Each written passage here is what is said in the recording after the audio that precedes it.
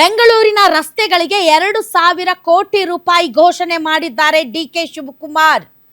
ಬೆಂಗಳೂರಿನ ರಸ್ತೆಗಳ ಅಭಿವೃದ್ಧಿಗೆ ಅಥವಾ ಬೆಂಗಳೂರಿನ ರಸ್ತೆಗಳಿಗಷ್ಟೇ, ಅದು ಗುಂಡಿ ಮುಚ್ಚೋದಾಗಿರ್ಬೋದು, ಹೊಸ ರೋಡ್ಗಳು ಮಾಡೋದಾಗಿರ್ಬೋದು, one and only for Bengaluru roads 2,000 ಕೋಟಿ ರೂಪಾಯಿಯನ್ನ ಘೋಷಣೆ ಮಾಡಿದ್ದಾರೆ.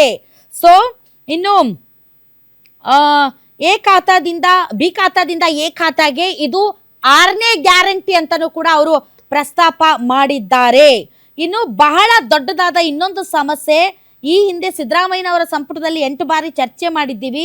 30-40 CCOC 2,500 ಅಡಿ ಒಳಗಡೆ ಒನ್ ಟೈಮ್ ಸೆಟಲ್ಮೆಂಟ್ಗೆ ಅವಕಾಶ ಮಾಡಿಕೊಡ್ತೀವಿ.